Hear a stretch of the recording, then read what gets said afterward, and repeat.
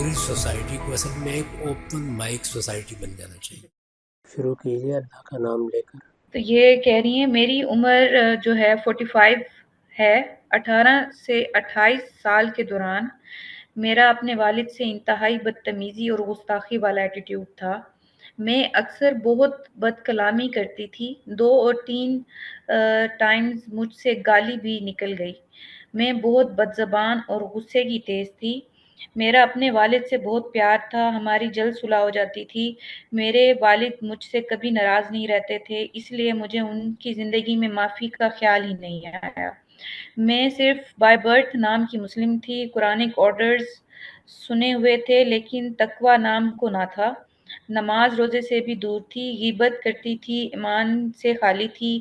اب میرے بیٹے نے مجھ سے بدتمیزی کی اور شدید بیمار ہوئی تو اللہ یاد آیا، قرآن پڑھنا شروع کیا، آپ کی ویڈیو دیکھی تو اپنے گناہوں کی ہولناکی کا احساس ہوا۔ اب میں نے شعوری طور پر اسلام قبول کیا ہے۔ مجھے پتہ چلا کہ میں صرف نام کی مسلم لیکن حقیقت میں کافر تھی۔ مجھے لگتا ہے کہ میں نے اب اسلام کو شعوری طور پر قبول کیا ہے۔ اپنی امی اور ہسبینڈ سے اپنی بدتمیزی کی معافی مانگی ہے، جن کی غیبت کی تھی ان سے معافی مانگی، لیکن والد سے معافی نہیں مانگ سکی۔ اللہ سے ہر ٹائم رو رو کر توبہ کر رہی ہوں، شدید تکلیف میں ہوں، پوری رات جاگتی ہوں، نیند نہیں آتی، بھوک ختم ہو گئی ہے، ہر وقت روتی ہوں، لگتا ہے جلدی مر جاؤں گی۔ کیا کروں کہ اللہ معاف کر دیں؟ کیا کروں کہ اللہ مجھے جہنم سے بچا لیں؟ اب والدہ کے دل سے خدمت کر رہی ہوں جو والد کی نہیں کر سکی۔ اللہ مجھے کیسے معاف کریں گے اور والد کو کیسے راضی کریں گے؟ ویسے والد آخری ٹائم تک مجھ سے خفا نہیں تھے، دعا دیتے تھے کہ اللہ تمہیں خوش رکھے۔ میں غم کی وجہ سے ڈے بہ ڈے مر رہی ہوں، حالانکہ کوئی بیماری نہیں ہے، کیسے معافی مانگوں؟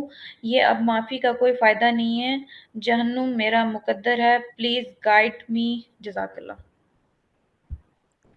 اللہ تعالیٰ نے ان کو توفیق دی، انہیں اپنی غلطی کا احساس ہوا اور انہوں نے شعوری طور پر اللہ کے دین کو، اس کی ہدایت کو قبول کیا ہے۔ ہمارے ہاں دسیوں نہیں ہزاروں لوگ ایسے ہیں جو اسی مرحلے سے گزرتے ہیں۔ وہ مسلمانوں کے گھر میں پیدا ہو جاتے ہیں لیکن ان کے اندر نہ اسلام کا شعور ہوتا ہے، نہ اپنے اخلاقی وجود کا احساس ہوتا ہے۔ وہ اس طرح کے بہت سے مراحل سے گزرنے کے بعد عمر کے کسی حصے میں ایک طرح سے دوبارہ ایمان لاتے ہیں۔ ان کو بھی اللہ تعالیٰ نے یہ توفیق عطا فرمائی۔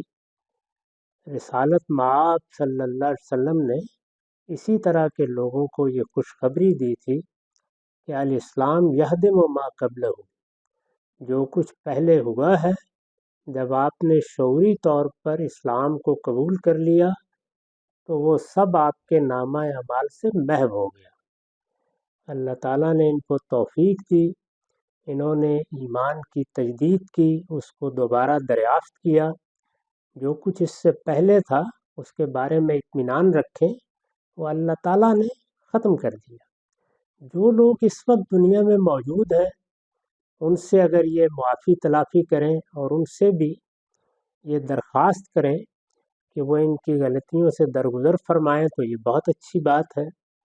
ان کو بھی اللہ تعالیٰ توفیق دے گا کہ وہ اپنا دل بڑا کریں اور ان کو معاف فرما دیں۔ والد کے بارے میں بھی یہی گمان رکھیں، انہوں نے چونکہ پورے شعور کے ساتھ یہ سب کیا ہے تو مجھے پوری توقع ہے قیامت میں اول تو والدہ کوئی مقدمہ لے کر کھڑے ہی نہیں ہوں گے، لیکن اگر ایسا ہوا تو خود اللہ تعالیٰ ان کے لیے سفارشی بن جائے گی۔ اس وجہ سے پورا اطمینان رکھیں، جو زندگی اللہ نے دی ہے اس کو اللہ کی نعمت سمجھیں، اور یہ اطمینان رکھیں کہ اگر اس نے ان کو اسی دنیا میں توبہ کرنے، رجوع کرنے، اپنے رویے کی اصلاح کرنے کا موقع دے دیا ہے تو یہ اصل میں بشارت ہے کہ ان کو معافی مل گئی ہے۔ اس اطمینان کے ساتھ زندگی بسر کریں، نیکی اور خیر کے کاموں میں اپنا وقت صرف کریں، جب آدمی حقیقی توبہ کرتا ہے تو اللہ تعالیٰ فرماتے ہیں کہ لا تقنطوا من رحمت اللہ، اللہ تعالیٰ کی رحمت سے کسی کو مایوس نہیں ہونا چاہیے۔ وہ نہ صرف یہ کہ معاف کر دیتے ہیں، بلکہ جو کچھ پہلے غلطیاں ہوئی ہوتی ہیں یا گناہ ہوئے ہوتے ہیں ان کی جگہ نامہ اعمال میں نیکیاں لکھ دیتے ہیں۔ یہ بشارت سورہ فرقان میں خود اللہ تعالیٰ نے دی ہے، اور 3 بڑے گناہوں کا ذکر کر کے دی ہے۔ شرک، اسی طرح سے کسی دوسرے بے گناہ انسان کا قتل اور بدکاری، 3 بڑے گناہ ہیں، اکبر الکبائر ہیں۔ ان کا ذکر کر کے جب یہ بشارت دے دی ہے کہ جس نے توبہ کر لی، اپنے رویے کی اصلاح کر لی، تو اللہ تعالیٰ اس کو معاف فرما دیں گے۔ اس لیے اپنا یہ تردد دور کریں، اپنے رب پر پورا اطمینان رکھیں۔ وہ سب بندوں کو اپنی آغوش رحمت میں جگہ دینے والا ہے۔ وہ ان کے لیے بشارتیں بھیجتا ہے۔ اس نے پیغمبروں کے ذریعے سے بھی یہ خوشخبریاں دی ہیں۔ اس کی کتاب کا مطالعہ کریں، اس میں جگہ جگہ توبہ کرنے والوں کے لیے اسی طرح کی خوشخبری ہے۔ اس سے پہلے جو کچھ ان کی طرف سے ہوا وہ جاہلیت کی زندگی تھی، اس سے اللہ تعالیٰ نے انہیں نجات عطا فرمائی، اور اللہ کے پیغمبر کی اس بشارت پر ایمان رکھیں جو میں نے ابھی آپ کی خدمت میں عرض کی ہے کہ الاسلام یہدم ما قبلہ، اس سے پہلے جو کچھ تھا وہ محو ہوا، اس کا خاتمہ ہو گیا۔ اب وہ ان کے نامہ اعمال میں سرے سے ہے ہی نہیں۔ اب یہ سرخرو ہو کر اللہ کی بارگاہ میں پہنچیں گی، اور اللہ کی بارگاہ سے توقع ہے کہ وہاں ان کے لیے معافی۔ کیا کسی کو ناپسند کرنا گناہ ہے؟ ہم بہت کوشش کرتے ہیں کہ ایسا نہ سوچیں، لیکن بعض اوقات حسد دل میں بے اختیار آ جاتا ہے۔ کیا یہ سب کے ساتھ ہوتا ہے یا میں غلط راستے پر ہوں؟ ایسے حالات میں کیسے نپٹا جائے؟ انسان کی کمزوریاں ہیں۔ اللہ تعالیٰ نے نفس انسانی کی تشکیل ہی اس طرح کی ہے کہ خود اس کے بارے میں یہ فرمایا وَنَفْسٍ وَمَا سَوَّاهَا فَأَلْهَمَهَا فُجُورَهَا وَتَقْوَاهَا۔ اس پروردگار نے جب نفس انسانی کو بنایا اور سنوارا ہے تو اسی وقت سے اس کے اندر برائی اور بھلائی دونوں الہام کرتی ہیں۔ یہ برائی بھی اسی طریقے سے نمودار ہوتی ہے، ظاہر ہے اس کے مواقع پیدا ہوتے ہیں تو نمودار ہوتی ہے۔ جن چیزوں میں اللہ نے کشش رکھی ہے یا جو کمزوریاں انسان کے رکھی ہیں اس کے مواقع آتے ہیں تو جو داعیات اللہ تعالیٰ نے انسان کی فطرت میں الہام کر رکھے ہیں وہ زور کرتے ہیں۔ انسان کا حادثہ اخلاقی اس کو متنبع کرتا ہے، توجہ دلاتا ہے۔ ایسا بھی ہوتا ہے کہ انسان اس کی آواز پر فوراً لبیک کہتا ہے، اور ایسا بھی ہوتا ہے کہ وہ جذبات سے مغلوب ہو کر یا کسی خاص کیفیت کے زیر اثر غلطی کر بیٹھتا ہے۔ اس طرح کی غلطیاں ان معاملات میں بھی ہوتی ہیں جو انسان کی اپنی ذات تک محدود رہتے ہیں۔ بالعموم فواحش کی نوعیت کی چیزوں میں ایسی غلطیاں ہوتی ہیں، اور ان معاملات میں بھی ہوتی ہیں جو دوسروں سے متعلق ہیں۔ اسی میں یہ حسد ہے، کینہ ہے، غیبت ہے، اس طرح کی بعض بیماریاں ہیں۔ یہ خرابیاں انسان کے اندر بدیت ہے، ان کا ظہور ہوتا ہے، ان کے خلاف کشمکش کرنا پڑتی ہے۔ یہی ابتلا ہے، یہی امتحان ہے۔ اگر یہ سرے سے موجود ہی نہ ہو، اس طرح کے داعیات پیدا ہی نہ ہو، انسان ان چیزوں سے بالکل خالی ہو جائے، تو اس کے معنی تو یہ ہوئے کہ اللہ تعالیٰ نے اس کو امتحان ہی سے فارغ کر دیا ہے۔ امتحان ہے، امتحان رہے گا۔ اگر یہ اللہ کی سنت ہے اور اس سنت کو ہر حال میں روبہ عمل ہونا ہے تو پھر یہ سب چیزیں بھی اسی طرح پیدا ہوں گی، پیدا ہوتی رہیں گی۔ ان کا مقابلہ کرنا ہے، اللہ سے مدد بھی مانگنی ہے، اور پوری کوشش کرنی ہے کہ یہ غلبہ نہ پالے، یعنی یہ برائیاں سر اٹھائیں گی، یہ اپنی کونپل نکالتی ہیں، یہ کانٹے اگتے ہیں، ان کو خارزار نہیں بننے دینا چاہیے۔ یہ اگر تھوڑا بہت اپنا منہ نکالے تو فوراً ان کو مسل دینا چاہیے۔ یہی اصل میں وہ کشمکش ہے جس میں ہمیں ڈالا گیا ہے۔ تو اللہ تعالیٰ سے یہ دعا کریں کہ ان کے اندر بھی یہ جذبہ ہمیشہ رہے کہ مجھے کسی برائی سے مغلوب نہیں ہو جانا، وہ جس کو قرآن مجید نے بیان کیا ہے احاطت بہی خطیئت ہو، یعنی برائی نے انسان کا احاطہ کر لیا، وہ برائی سے پھر کر رہ گیا، برائی نے اس کے وجود پر غلبہ پا لیا، یہ نہیں ہونے دینا چاہیے۔ باقی رہی یہ بات کہ داعیات پیدا ہی نہ ہو، انسان کے لیے کوئی حسد کا موقع ہو تو حسد کا جذبہ سر ہی نہیں ابھارے، انسان کے لیے کسی جنسی کشش کا موقع ہو تو وہ سرے سے اس سے خالی ہو جائے، یہ نہیں ہو سکتا، یہ تو انسانی فطرت کے خلاف ہے۔ اللہ تعالیٰ نے جو فطرت بنائی ہے اس کا لازماً ظہور ہوگا۔ اصلی چیز یہ ہے کہ ہم اپنے آپ کی تربیت اس طرح کریں کہ جیسے ہی یہ داعیات پیدا ہوں تو ہمارے اندر اللہ نے خیر بھی ودیت کیا ہے، ہمیں ایک حادثہ اخلاقی بھی دیا ہے، ہمارے پاس وہ ضمیر بھی ہے جو فوراً ہمیں ٹوکتا ہے، ہمارے اندر سے نفس لوامہ کی آواز بھی آتی ہے، اس آواز پر ہم کان دھرنے کی اپنے آپ کو تربیت دیں اور اس قابل بنا لیں کہ کوئی برائی بھی کبھی ہم پر غلبہ نہ پا سکے، برائی سر نہیں اٹھائے گی، برائی وجود پذیری نہیں ہوگی، برائی اپنا راستہ تلاش کرنے کی صحیح نہیں کرے گی، برائی مقابل میں نہیں آئے گی، برائی کا موقع ہوگا اور انسان کے اندر کوئی داعیہ سرے سے پیدا ہی نہیں ہوگا، یہ تو نیا انسان بنانے کے مترادف ہے۔ جو انسان اللہ تعالیٰ نے بنایا ہے اس میں یہ سب چیزیں اسی طرح ہوتی ہیں، اور یہ میں ہوں آپ ہوں ہر شخص کے اندر ہوتی ہیں۔ اس موقع پر کرنا کیا ہے، اس وقت اللہ کو یاد کر کے اس برائی کا مقابلہ کرنا چاہیے۔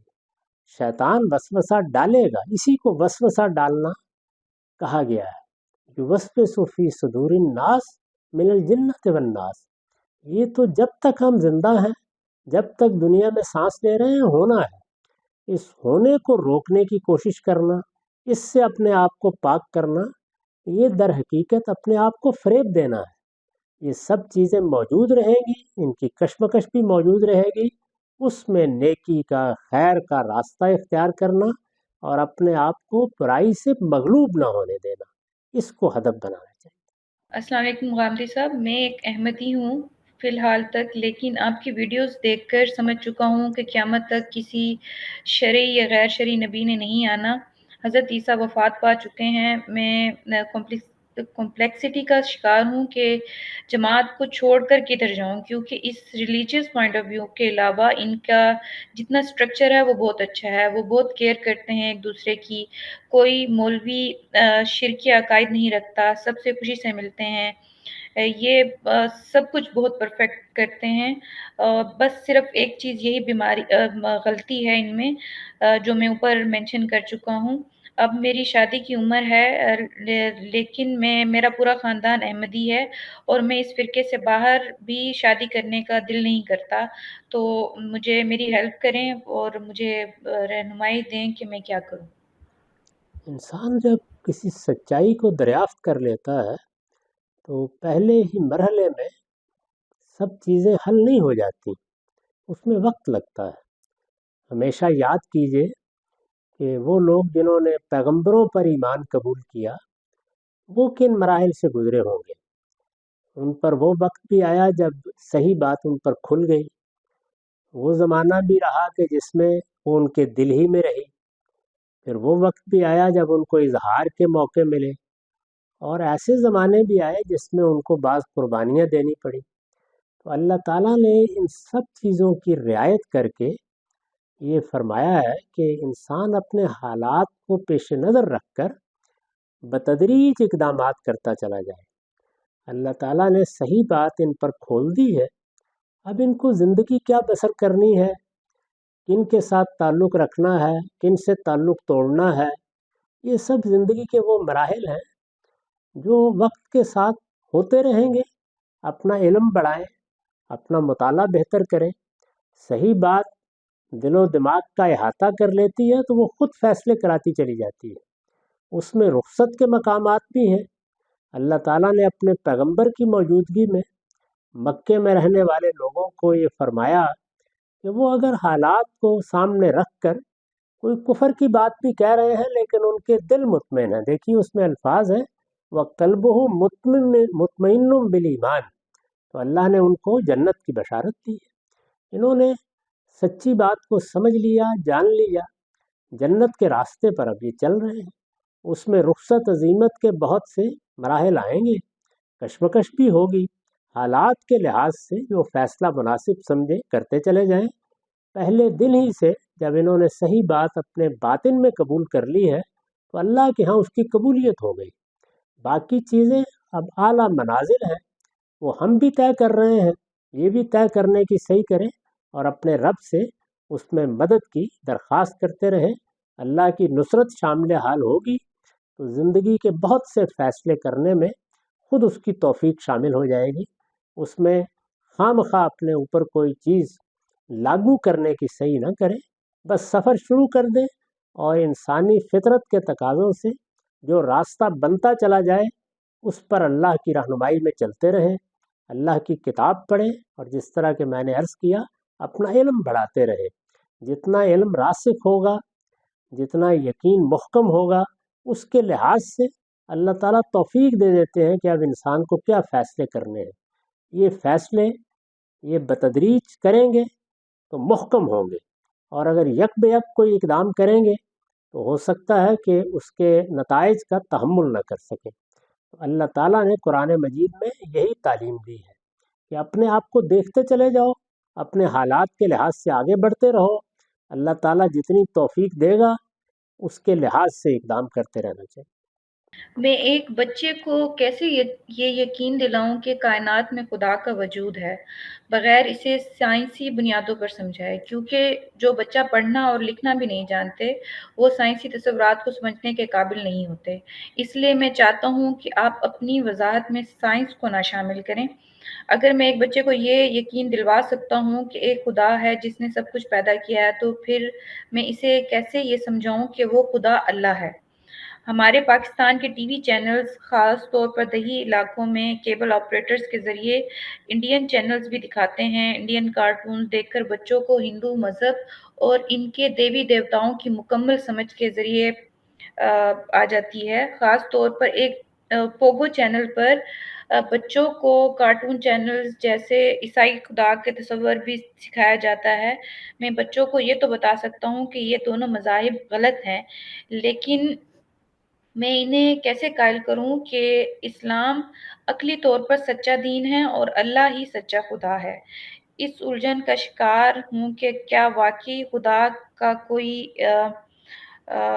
زی جنریشن میں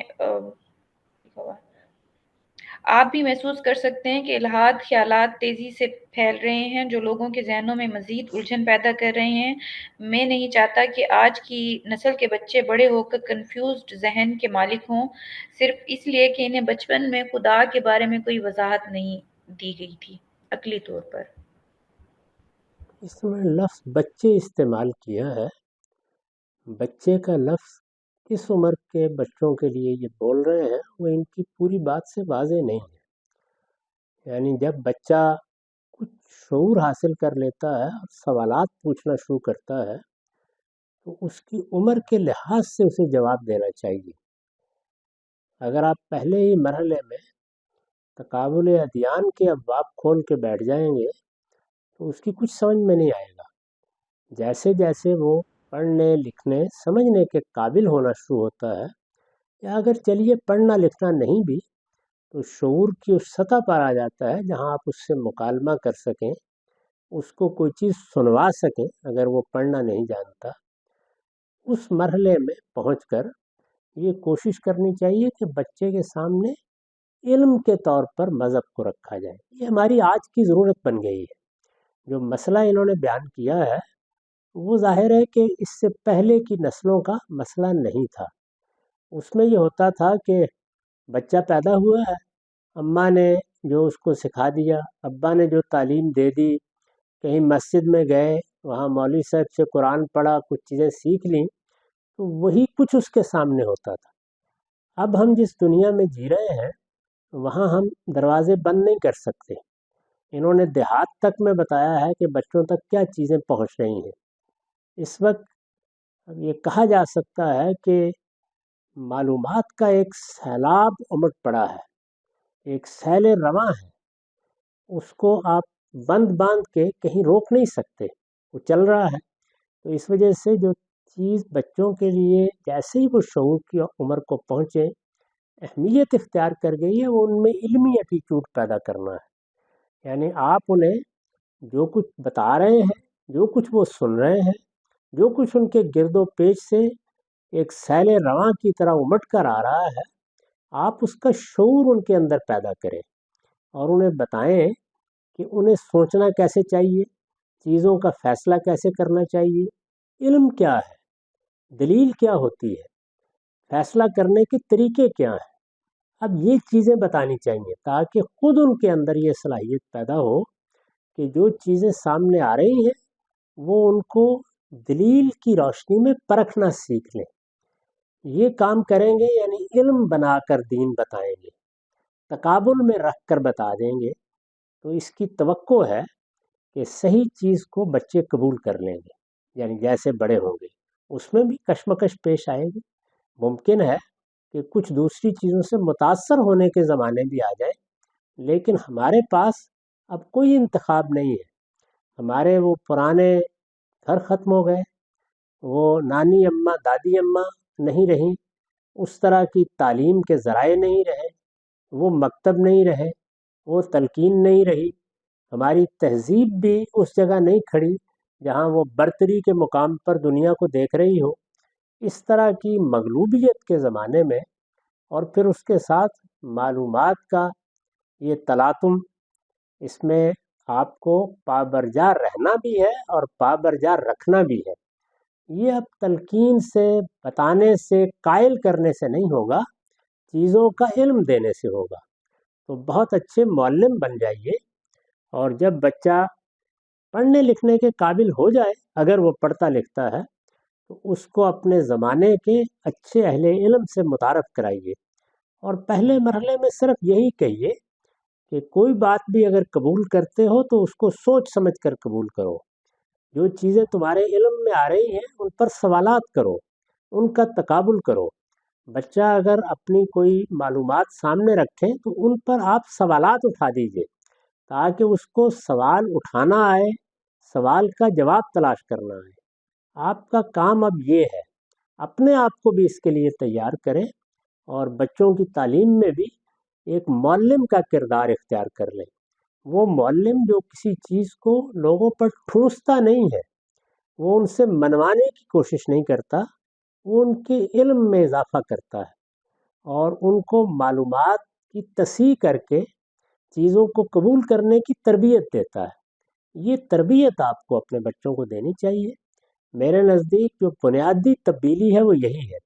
ابھی ہمارے والدین نہ اپنے اندر یہ تبدیلی کرنے میں کامیاب ہوئے ہیں، نہ آگے بچوں کو تعلیم دینے کے لیے اپنے آپ کو تیار کر سکے ہیں۔ میں اکثر والدین کی بات سنتا ہوں، تو میں نے ابھی پرسوں بھی ایک مجلس میں لوگوں سے کہا کہ صورتحال یہ بن گئی ہے کہ بچوں کے بارے میں وہ جب 15-16 سال کی عمر کو پہنچ جاتے ہیں تو والدین آ کے بتاتے ہیں کہ وہاں تو یہ سوال پیدا ہو گیا، یہ مسئلہ ہو گیا، اب تو ہماری کوئی بات نہیں سنتا۔ میں نے مثال کے طور پر انہیں بتایا کہ ہمارے ہاں دیہات میں لوگ جب بیمار ہو جاتے تھے تو بیمار ہونے کے لیے جتنے اسباب ہیں وہ بھی خود پیدا کرتے تھے، اس کے بعد یہاں سے دوا لے لی، وہاں سے دوا لے لی، یہ ٹونا اختیار کر لیا، وہ ٹوٹکا اختیار کر لیا۔ جب اپنی صحت کو برباد کر بیٹھتے تھے تو پھر کسی اچھے طبیب کے پاس چلے جاتے تھے، اور وہ عام طور پر اطباء یہ کہتے تھے کہ اپنی بیماری کو اس حد تک خراب کر کے آئے ہو، اب ہم تمہارے لیے کیا کریں۔ یہی معاملہ اس وقت ہمارے والدین کر رہے ہیں۔ انہوں نے ابھی زمانے کو، اس میں ہونے والے تغیرات کو پہچانا نہیں ہے، چنانچہ نتیجہ یہ ہے کہ وہ خراب کر بیٹھتے ہیں معاملات کو، اور پھر اچھے بڑے عالم کے لیے بھی یا کسی غیر معمولی صلاحیت کے معلم کے لیے بھی اس کو سنبھالنا بہت مشکل ہو جاتا ہے۔ اس کی تربیت دینی چاہیے۔ میرا خیال ہے کہ آپ جیسے اداروں کو بھی اب یہ کرنا چاہیے کہ وہ والدین کے لیے ٹریننگ کے بعض کورسز جاری کریں، ان کے لیے تعلیم کا بندوبست کریں، خاص طور پر جو لوگ والدین بننے والے ہوں یا اس زندگی میں داخل ہونے والے ہوں کہ ان کے ہم بچے ہوں گے۔ موجودہ زمانے میں آپ جو چیز چاہے کر لیں، پابندیاں آپ کی ایک حد تک لگا سکتے ہیں، اس کے بعد اس سیلاب میں سب بہہ جاتے ہیں۔ اس موقع پر صرف علم کا طریقہ اور معلم کی تربیت ہی کام آ سکتی ہے۔ اپنے اندر بھی یہ صلاحیت پیدا کریں اور جو بڑے معلمین ہیں ان سے بھی رابطہ کرائیں تاکہ بچہ اپنی عمر کے لحاظ سے ان سے استفادہ کر سکے۔ چھوٹے بچے ہیں، کارٹونز میں جو ریچولز دکھائی جاتی ہیں کہ وہ اپنے بتوں کو پوج رہے ہیں، تو ہمارے بچے ان کو پریکٹس کر رہے ہوتے ہیں، یا 2-3 سال کی عمر کے ہی بچے ہیں، تو ہم ان کو کس طرح سے بتائیں؟ وہ تو ادھر تو وہ سامنے دیکھ رہے ہیں نا کہ یہ بھگوان ہے، اس کو اس طرح سے پوجنا ہے، اور یہ سب کچھ وہاں پر کیسے ہم سمجھائیں کہ خدا یہ نہیں ہے، خدا وہ ہے جس نے یہ سب کچھ بنایا۔ میں آپ سے عرض کرتا ہوں کہ اس وقت ایسا نہیں ہے کہ صرف اسی طرح کی چیزیں موجود ہیں۔ بہت سے اسلامی ادارے ہیں، مسلمانوں کے ادارے ہیں جنہوں نے کارٹون میں بھی اور بہت سی چیزوں میں بھی جو بچوں کی دلچسپی کا باعث بنتی ہیں، اسی طرح موسیقی کی بعض چیزیں، اچھا کلام، بہت چیزیں تیار کر دیں۔ میرے اپنے چھوٹے نواسے ہیں، ان کو یہ سب چیزیں ہم نے فراہم کی ہیں۔ بچوں کی ظاہر دلچسپی ہوتی ہے، یہ ایسی چیز ہے اب جس کے مقابل میں کوئی دوسری چیز بھی میسر نہیں ہوتی، تو اس میں یہ چیزیں حاصل کرنی چاہیے۔ آخر ایسا کیا ہو گیا کہ 2-3 سال کی عمر ہی میں بچوں کو ان چیزوں کے سامنے بٹھا دیا گیا؟ یعنی یہ مسئلہ تو اس وقت پیش آتا ہے جب بچے خود کسی چیز کو دیکھنے کے قابل ہو جاتے ہیں۔ اس کے معنی تو یہ ہے کہ اس عمر میں بھی اپنی ذمہ داریاں پوری نہیں کی۔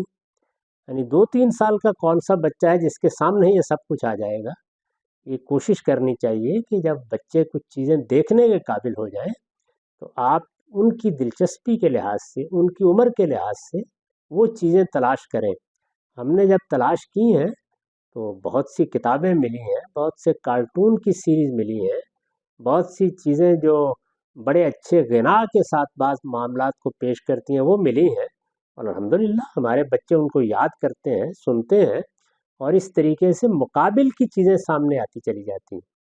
یہی طریقہ اختیار کرنا چاہیے۔ کہ ہماری بہن ہے یہ بھی بہت ایک الجھن کا شکار ہے کہ جو چیز مجھے بے چینی میں مبتلا کرتی ہے وہ یہ ہے کہ جب ہم موت کے ایک دورانیے کے بعد دوبارہ زندہ کیے جائیں گے تو ہماری یادداشتیں ویسی کی ویسے موجود ہوں گی، تب ہی اس زندگی کے تسلسل کے طور پر کوئی مطلب بنتا ہے۔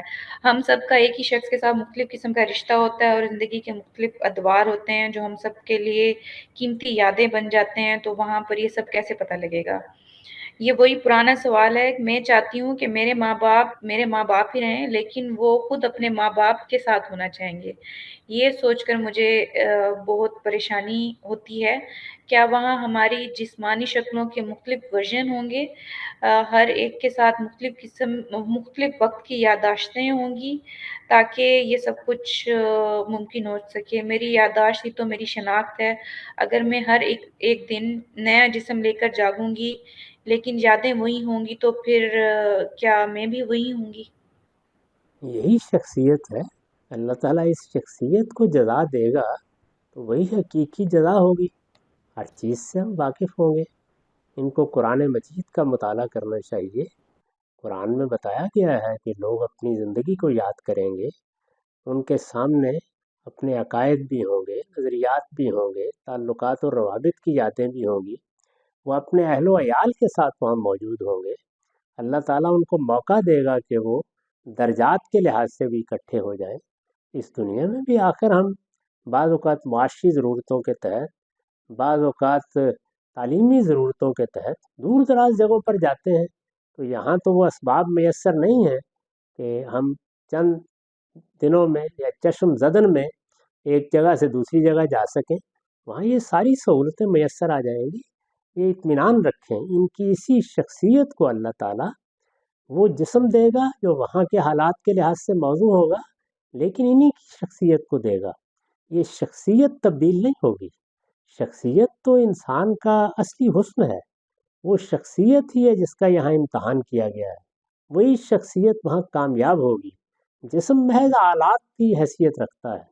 اس وقت آپ نے دیکھا ہوگا کہ آزاد تبدیل کر دیے جاتے ہیں، لوگوں نے گردے تبدیل کر دیے، انہوں نے جگر تبدیل کر دیے، دل تبدیل کر دیے، اس سے کوئی فرق نہیں پڑتا۔ یہ تو محل ہے، مکان ہے، جسم کی کوئی حیثیت نہیں ہے۔ یہ یہاں کے لیے دیا گیا تھا، ختم ہو جائے گا، وہاں کے لیے نیا دے دیا جائے گا، اور اللہ تعالیٰ پور پور درست کر دیں گے۔ اس جسم میں بہت سے نقائص ہیں، بہت سی خامیاں ہیں، وہ بھی دور کر دی جائیں گی۔ یہ بیماریوں میں مبتلا ہو جاتا ہے، وہاں اس کا امکان بھی ختم ہو جائے گا۔ اب انسان کی شخصیت اس نئے جسم کے ساتھ مناسبت پیدا کرے گی، اور وہاں جنت کے تقاضوں کے لحاظ سے لوگ زندگی بسر کریں گے۔ اطمینان رکھیں، جس پروردگار نے اس دنیا میں یہ رشتے پیدا کر دیے، یہ محبتیں پیدا کر دیں، یہ تعلقات پیدا کر دیے، اس دنیا میں اتنی دلچسپی پیدا کر دی، اس عارضی دنیا میں جو 50 60 سال 100 سال کی ہوگی، جو زندگی ہمیشہ کی زندگی کے ساتھ وجود پذیر ہو جائے گی، سوچیں ذرا کہ وہ پروردگار اس کو کتنا دلچسپ بنا دے گا۔ اس لیے اس کے بارے میں اپنے رب پہ اعتماد رکھنا چاہیے۔ وہ اپنے بندوں کو وہ ٹھنڈک عطا فرمائے گا جس کو اس نے خود بیان کیا ہے کہ تم یہاں اس کا اندازہ نہیں کر سکتے کہ وہاں تمہیں کیا اطمینان نصیب ہو جائے گا۔ تو اپنے رب پہ اطمینان رکھ کے اس جنت کو پانے کی صحیح کرنی چاہیے، اور اس دنیا کی زندگی میں جس امتحان میں ہمیں ڈالا گیا ہے اس میں کامیابی کو اپنا ہدف بنانا چاہیے۔ سر، ایک کوالٹی جو ہم نے تمام بڑے علماء میں کامن دیکھی ہے، جیسے مولانا مودودی، مولانا اصلاحی یا آپ میں، وہ گفتگو میں ایک فصاحت، یا جس کو انگلش میں ایلوکوینس کہتے ہیں، وہ ہے۔ تو آپ کے جملوں میں ربط ہوتا ہے، آپ کے پاس صحیح الفاظ موجود ہوتے ہیں، اور جو مدعا ہے وہ مخاطب تک ایک مؤثر انداز میں پہنچ جاتا ہے۔ تو کیا سر یہ ایک گاڈ گفٹڈ ٹیلنٹ ہے، یا یہ ایک اسکل ہے جس کو ڈیولپ کیا جا سکتا ہے؟ اور اگر یہ ایک اسکل ہے تو آپ کیا ٹپس دیں گے کہ کس طرح اس کو ہم ڈیولپ کریں تاکہ جو ہماری کمیونیکیشن ہے وہ افیکٹو ہو جائے؟ اللہ تعالیٰ انسانوں میں جو صلاحیتیں ودیت فرماتا ہے، یہ بدیہی بات ہے کہ وہ مختلف بھی ہوتی ہیں، متفاوت بھی ہوتی ہیں۔ یعنی انسان میں بولنے کی صلاحیت ہے، بولنے کی حد تک تو مشترک ہے، لیکن ہر آدمی کے بولنے کی صلاحیت یکساں نہیں ہے۔ انسان کو اللہ تعالیٰ نے موسیقی کی لطافت سے لذت آشنا کیا ہے۔ بعض لوگوں کے ہاں وہ سننے کی حد تک رہتی ہے، اور بعض لوگوں کو آپ دیکھتے ہیں کہ اس میں کمال پیدا کر لیتے ہیں۔ ایسی ایسی چیزیں ہمارے لیے چھوڑ جاتے ہیں جو روح کو گرفت میں لیتی ہوئی محسوس ہوتی ہیں۔ اسی طرح کا معاملہ بڑے علماء کا، کسی فن کے ماہرین کا ہوتا ہے۔ میں ایسے بہت سے اہل علم سے واقف ہوں جن کے اہل علم ہونے میں کوئی دوسری رائے نہیں تھی، وہ ماہر فن بھی تھے، ان سے وہ فن حاصل بھی کیا جا سکتا تھا، لیکن ابلاغ کی صلاحیت اچھی نہیں تھی۔ اور ایسے لوگوں سے بھی واقف ہوں جن کے یہاں علمی رسوخ اتنا غیر معمولی نہیں تھا، لیکن وہ اپنی بات کہنے کا غیر معمولی سلیقہ رکھتے تھے، بہت اچھے معلم تھے۔ آپ نے اپنی تعلیمی زندگی میں بھی اس کا مشاہدہ کیا ہو۔ تو یہ صلاحیتوں کا تفاوت ہے، اللہ نے اسی کے ساتھ لوگوں کو پیدا کیا ہے۔ ان میں جو صلاحیتیں بھی اللہ تعالیٰ نے دی ہوتی ہیں، پہلے ٹھیک ٹھیک ان کو متعین کرنا چاہیے کہ میرے اندر وہ صلاحیتیں موجود ہیں یا نہیں ہیں۔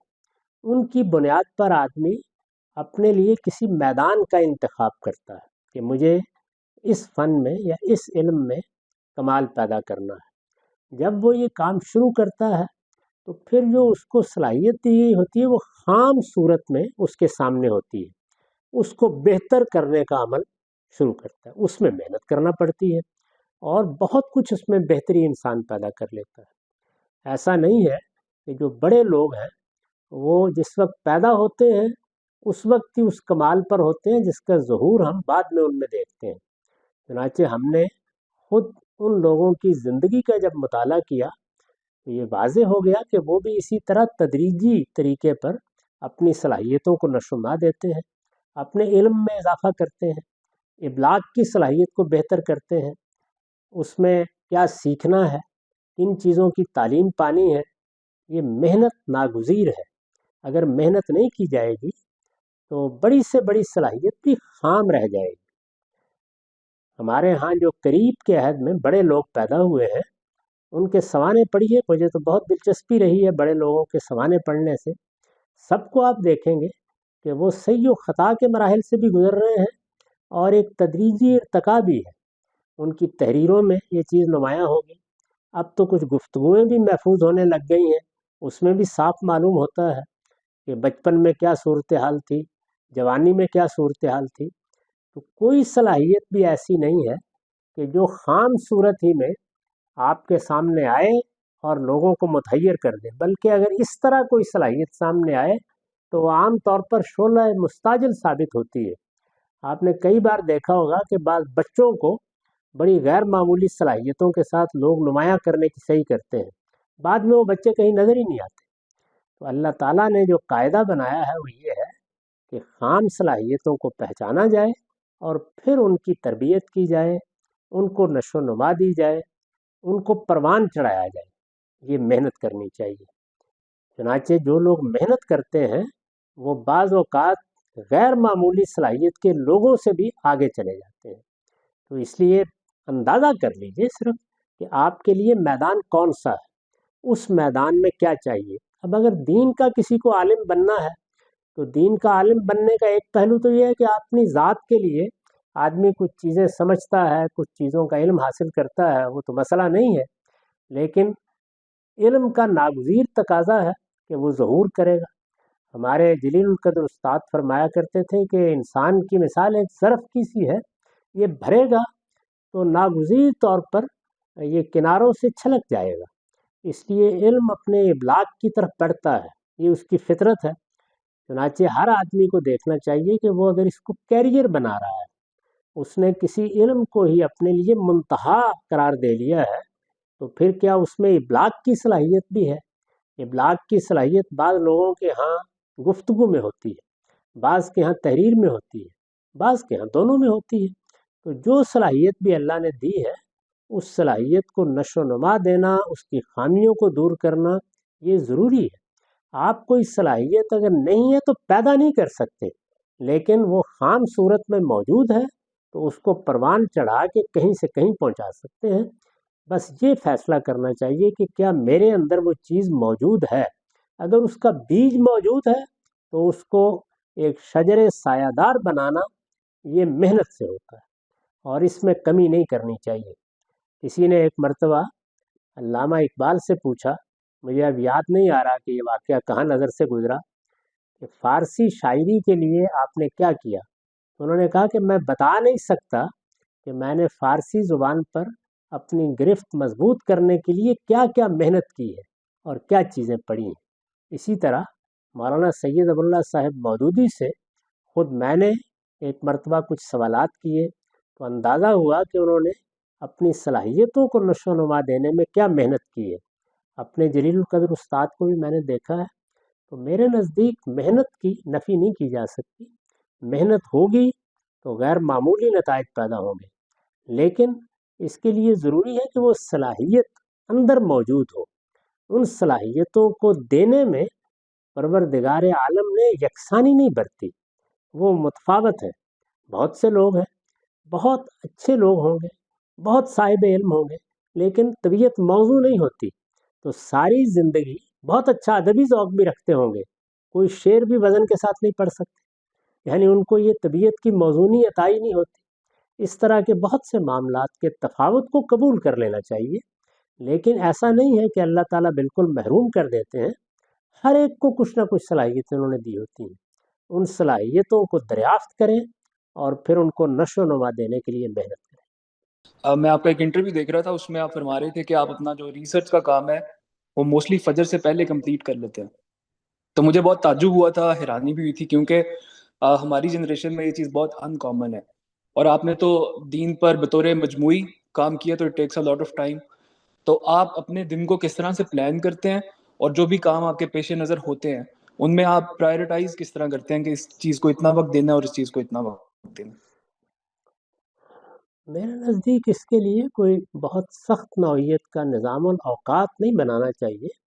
انسانی زندگی اس طرح کی سختیوں میں بھی غیر متوازن ہو جاتی ہے.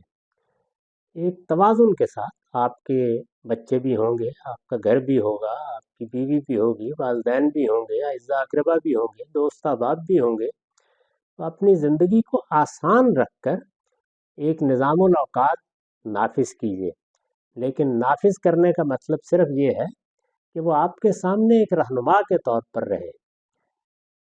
میں آپ سے یہ عرض کرتا ہوں کہ اگر آپ یہ فیصلہ کر لیں کہ آپ کو پہلی رات زیادہ دیر تک بیدار نہیں رہنا، جو لوگ اس کی عادت ڈال لیتے ہیں ان کے لیے پھر پہلی رات ہی زیادہ کام کرنے کا موقع بنتی ہے۔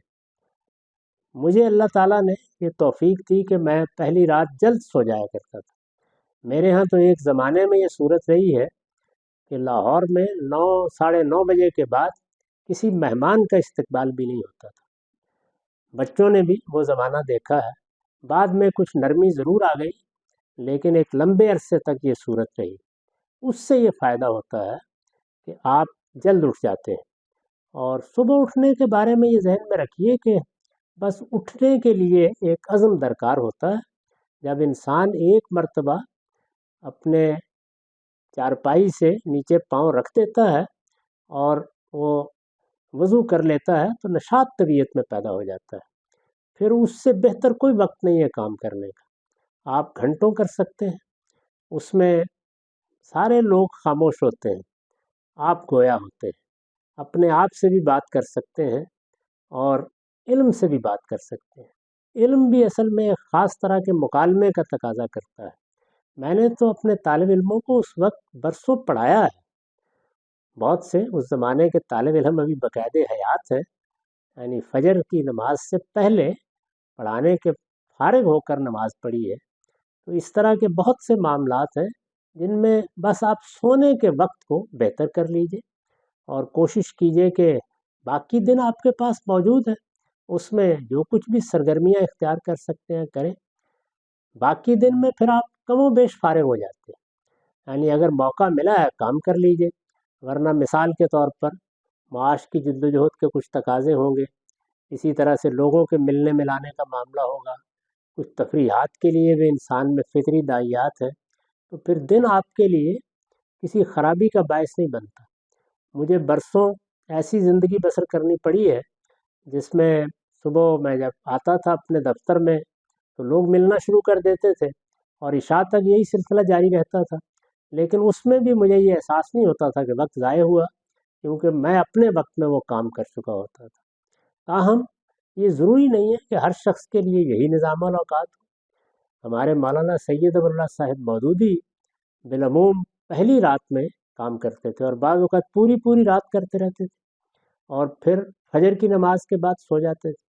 تو اس طرح کے اوقات جو بھی آپ کی طبیعت کے لحاظ سے مناسب ہوں وہ آپ اختیار کر لیں۔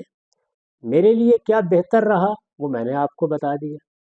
بعض دوسرے بزرگوں کے لیے ہو سکتا ہے کوئی دوسرا نظام اوقات بہتر رہا ہو، لیکن اپنے آپ کو ان اوقات میں کم سے کم کام کے ساتھ وابستہ رکھیے جو آپ نے کام کے لیے طے کر لی ہے۔ یعنی یہ صورت نہیں ہونی چاہیے کہ آپ کا سرے سے کوئی نظام ہے ہی نہیں، زندگی کی رویں ہیں، وہ دائیں سے ایک تھپیڑا پڑا تو بائیں چلے گئے، بائیں سے وہ دائیں آ گئے۔ اس صورتحال سے اپنے آپ کو بچانا چاہیے۔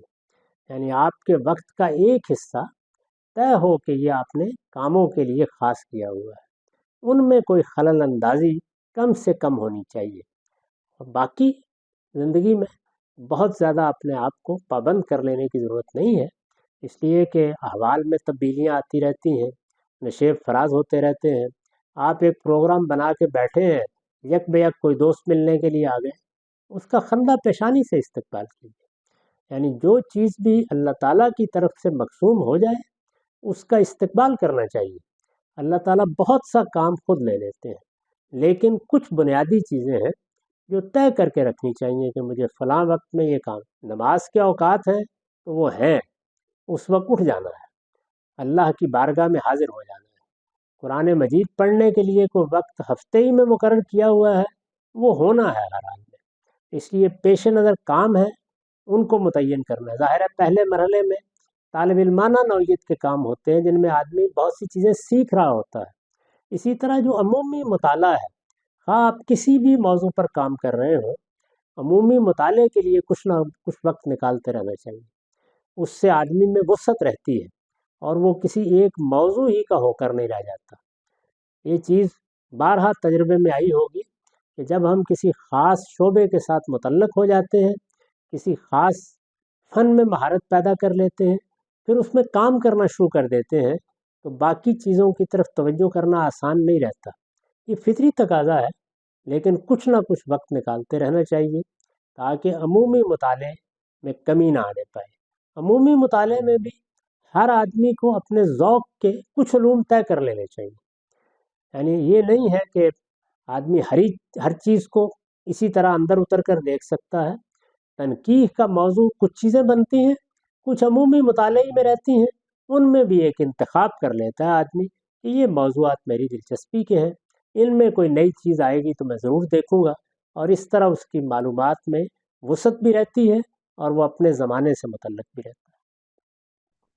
استاذ، آپ سے ایک سوال میں یہ کرنا چاہوں گا کہ میں نے پچھلے ہفتے آپ سے خدا پر ایمان سے متعلق ایک سوال کیا تھا، آپ کے مضمون سے متعلق، کہ انسان کی تخلیق کا جو فعل ہے اور اس کی جو نوعیت ہمیں نظر آتی ہے کہ اس کے پیچھے علم، ارادہ اور قدرت موجود ہے، تو کیا یہ ممکن ہے کہ ہمارے علم کی بڑھنے کے ساتھ اس کی کچھ نوعیت میں تبدیلی واقع ہو؟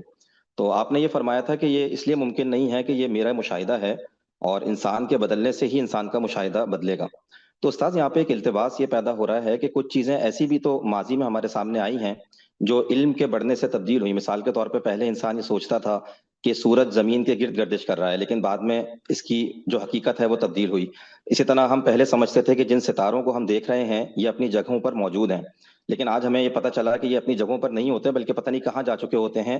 ہائزنبرگ کا جو انسرٹینٹی پرنسپل ہے اس نے ہمیں ان چیزوں کے بارے میں بتایا. تو اگر ہم ان چیزوں کو سامنے رکھیں تو جو انسان کی تخلیق کا فعل ہے اس کے بارے میں پھر ہم یہ سوال کیوں نہیں اٹھا سکتے کہ اس کی بھی حقیقت یا نوعیت ہمارے علم کے بڑھنے سے کچھ تبدیل ہو جائے؟ یہ جو مثالیں آپ نے دی ہیں، ان مثالوں سے کیا معلوم ہوا؟ صرف یہ معلوم ہوا کہ ہم اپنے حواس کے ذریعے سے جن چیزوں سے متعلق ہوتے ہیں ان میں حواس کا فیصلہ آخری نہیں ہوتا، بلکہ عقل کو استعمال کرتے رہنا چاہیے. یعنی زمین سورج کے گرد گھومتی ہے یا سورج زمین کے گرد گھومتا ہے، اس میں مغالطہ کیوں لگا؟ اس لیے کہ جو چیز ہماری آنکھوں کے سامنے آتی ہے اس میں دو احتمالات تھے.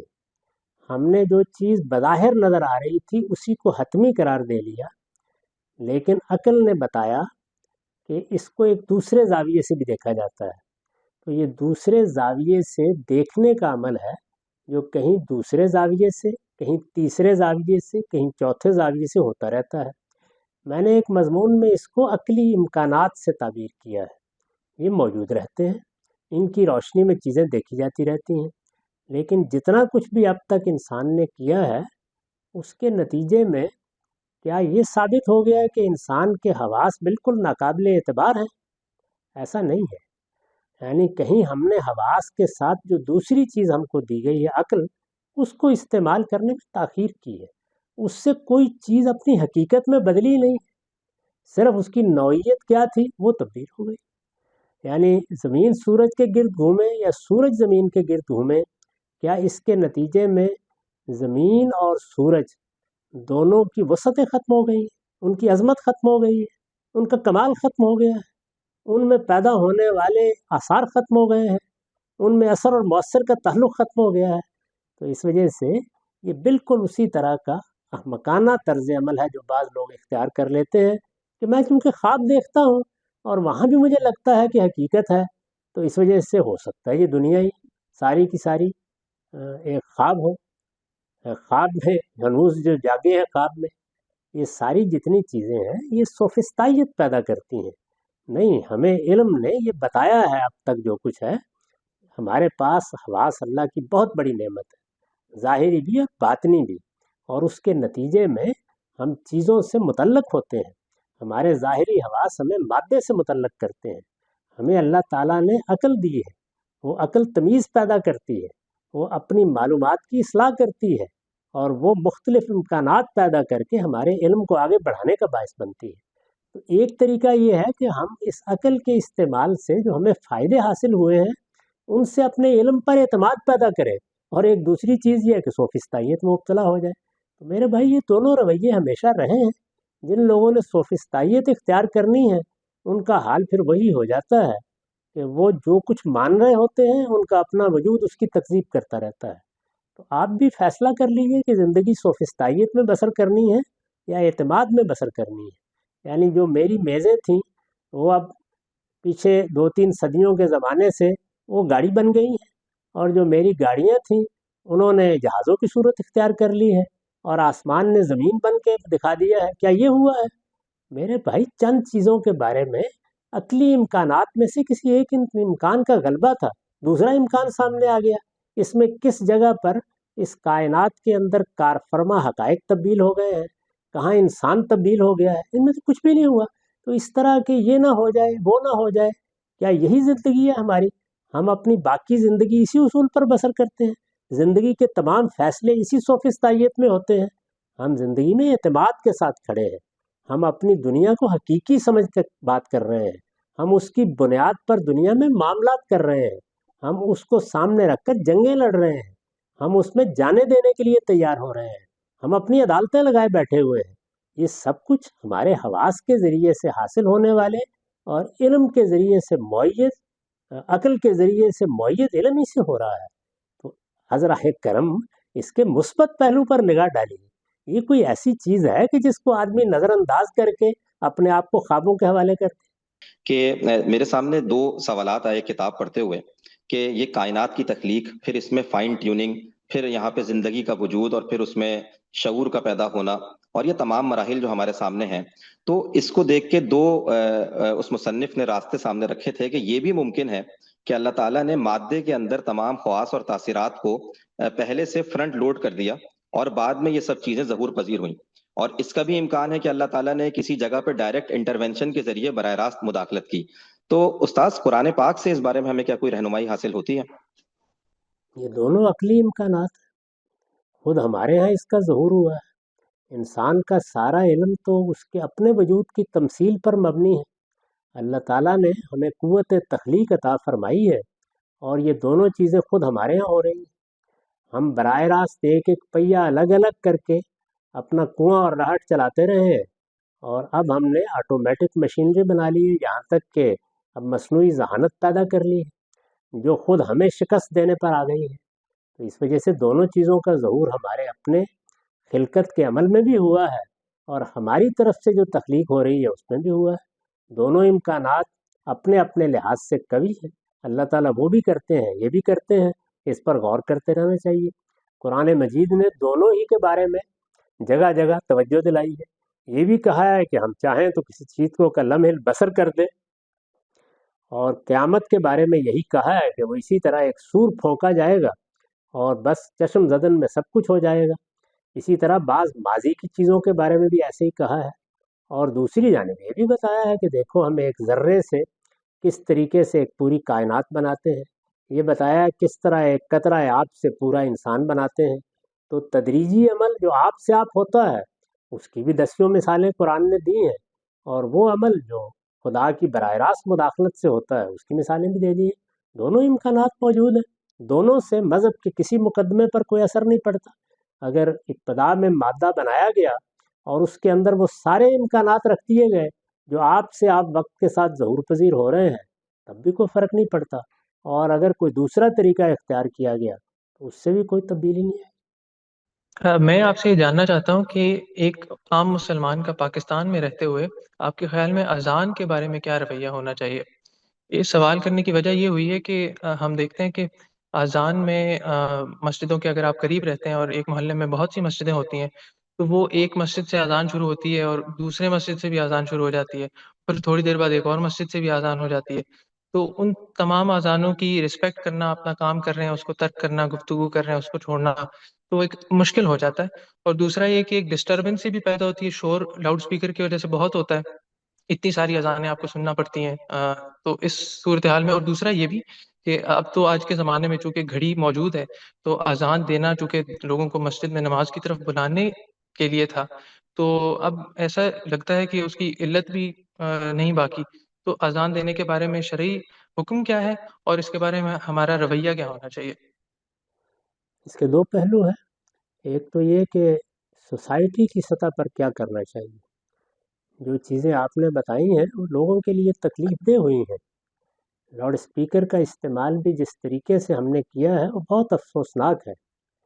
میں آپ سے عرض کرتا ہوں کہ جن ملکوں میں قاعدے ضابطے کے ساتھ مسجدوں کا نظم ریاست سنبھالے ہوئے ہے وہاں ان میں سے کچھ نہیں ہوتا.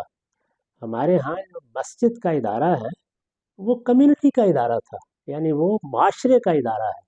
اس کا نظم معاشرے کے نظمی کے پاس ہونا چاہیے تھا. بدقسمتی سے وہ علماء کے سپرد ہو گیا. اس کا نتیجہ یہ نکلتا ہے کہ مسجد خدا کی مسجد نہیں رہی. مسجد کے بارے میں وہ تصورات ختم ہو گئے جو اللہ تعالیٰ نے اس کے پیغمبر نے قائم کیے تھے.